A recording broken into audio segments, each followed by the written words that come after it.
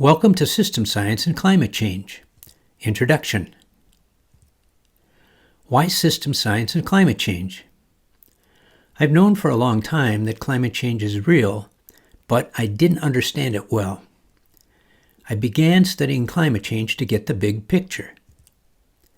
I started by reading books and articles and watching videos. I wanted to know, how do climate scientists study the Earth? I found out they use system science. In the 1980s, the National Aeronautics and Space Administration applied system science to studying climate change. They named it Earth System Science. The NASA Advisory Committee published Earth System Science Overview in 1986 and Earth System Science, A Closer View in 1988. They are plans for how NASA would use system science to study the physical Earth and climate change. College climate change textbooks cover system science. Climate scientists write these textbooks. I bought a copy of The Earth System by climate scientists Lee Kump and James Castings and geographer Robert Crane. This book helped a lot. I also viewed climate scientists' websites and learned that most of them had a PhD in one of the physical sciences, that is, biology, chemistry, geology, or physics. They use physical science within the framework of system science to study climate change. So what is system science? System science, or complex system science, is a relatively new and paradigm-shifting way of viewing our interconnected world. There are many complex systems on Earth. The Earth system is the largest complex system on Earth. The Earth system has four main subsystems or components: the atmosphere, geosphere, hydrosphere, and biosphere. These components are connected to each other. A change in one component changes all the other components and the Earth system. The components are composed of matter. The geosphere is all the rocks, minerals, and solid ground in and on the Earth. The hydrosphere is all the water on Earth. The atmosphere is the layers of gas around the Earth's surface. The biosphere is not a separate sphere. It's the portions of the first three components where life exists. The components are connected through the exchange of matter. The atmosphere is connected to the geosphere. The geosphere is connected to the hydrosphere. The hydrosphere is connected to the biosphere. The biosphere is connected to the atmosphere. The atmosphere is connected to the hydrosphere, and the geosphere is connected to the biosphere. Together, these interconnected components comprise the Earth system. Here's the basic climate science big picture. Climate scientists study how the components interact within the Earth system. They study the components over 3 time periods. They measure the present, they use proxies to approximate the past, and they use computer models to forecast the future. They also study energy from the sun that drives the whole Earth system. Here's the introduction to system science and economic growth. Why system science and economic growth? The big picture of climate change includes economics. All nations have growth economies by design, and there is a physical scale to economic growth.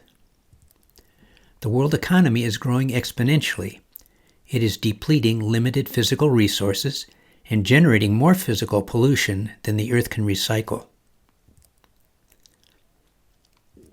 One system science rule is that subsystems cannot outgrow a system. The largest system on Earth is the Earth system. There are many systems on Earth. They are all subsystems of the Earth system. The world economy is one of these subsystems.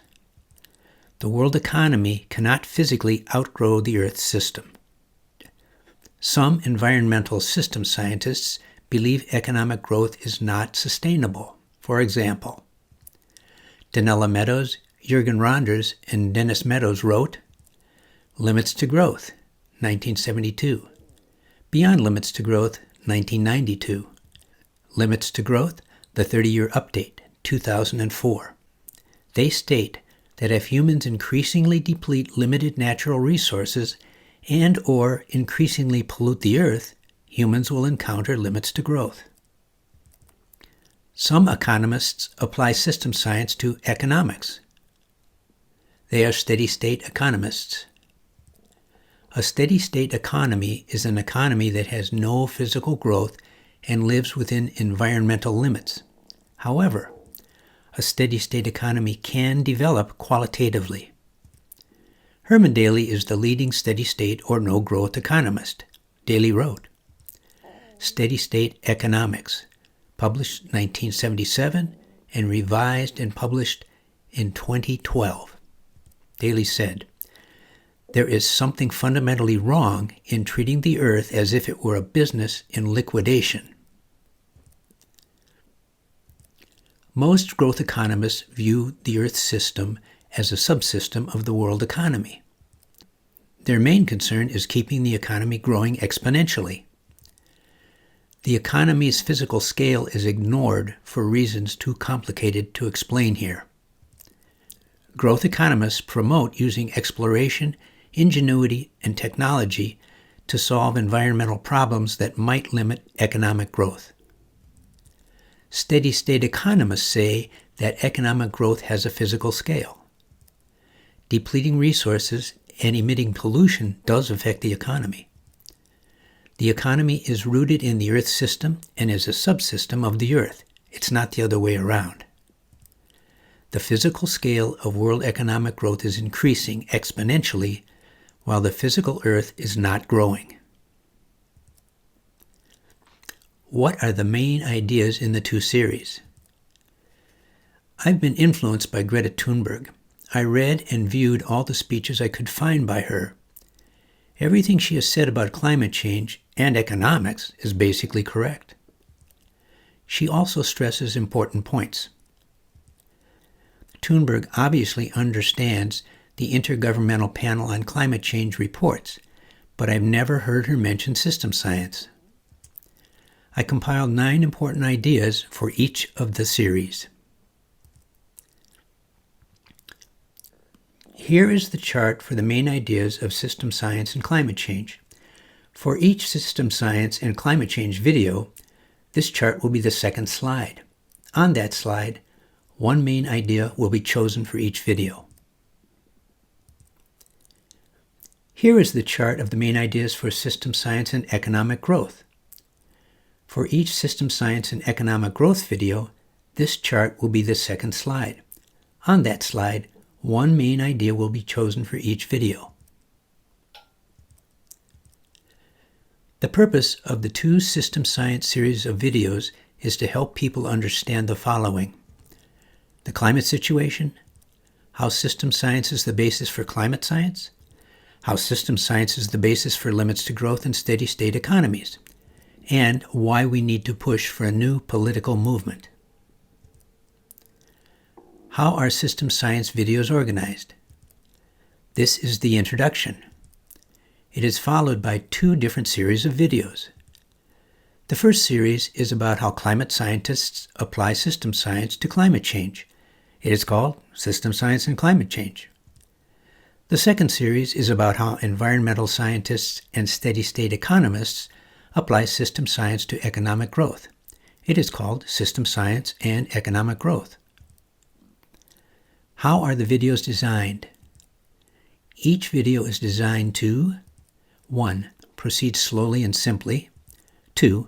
Provide concrete examples for understanding system science, climate change, and economic growth. And 3. Offer resources, books, articles, podcasts, online videos, etc. Resources for this video. First, a book, No One is Too Small to Make a Difference by Greta Thunberg. It has transcripts of 16 of her speeches. Next, a YouTube video. The Earth System, Geoscience Videos.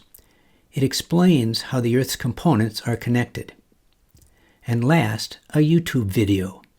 2014 Professor Herman Daly, Economics for a Full World, Blue Planet Prize.